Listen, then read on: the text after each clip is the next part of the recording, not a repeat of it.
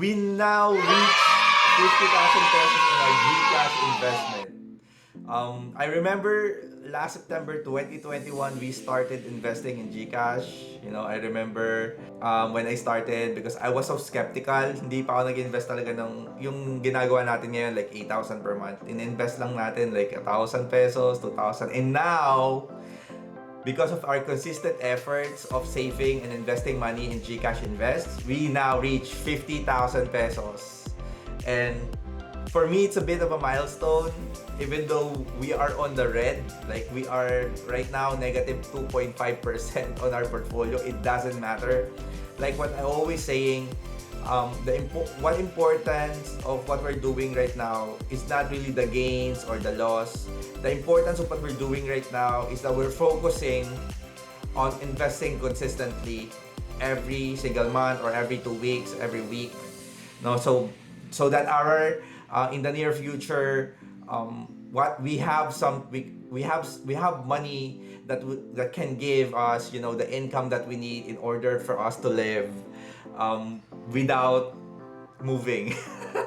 I mean, 'di ba masarap naman mabuhay siguro, no? Na hindi mo na kailangan gumalaw in order for you to have income. Like, your money works for you every single month. Your money gives you something in return, like the dividends that we are receiving, that we're buying right now, the Alpham Global Multi-Asset Income Fund from BPI.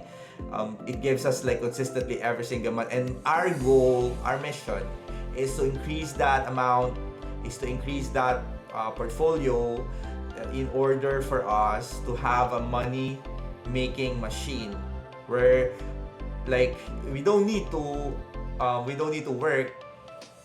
Our money works for us. So that's our goal for this investment, to have an income that will suffice our bills, the things that we want, right? So this portfolio, dahil na-receive na natin yung 50,000 investment natin, let's stop our backs and let's celebrate, at least for this vlog. Mag-celebrate.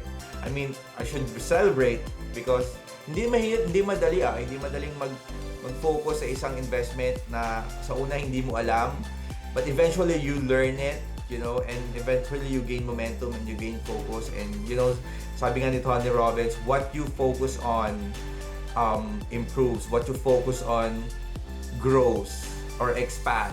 So ganun nga yung nangyayari, di ba? At first, we buy 50 pesos.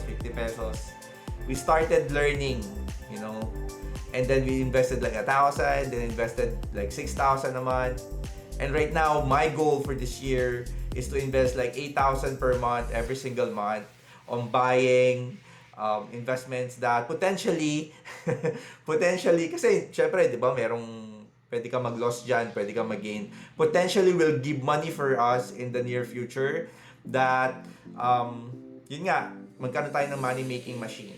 So that's our goal. And today, I want to thank you guys for celebrating with me with this small milestone of reaching 50,000 pesos on our GCash investment. And I hope I see you guys in the next more videos to come. And if you like this video, click the like button and subscribe to my channel for more information about GCash investment at kung ano na yung nangyari sa portfolio ko. So, guys, thank you and have a nice day.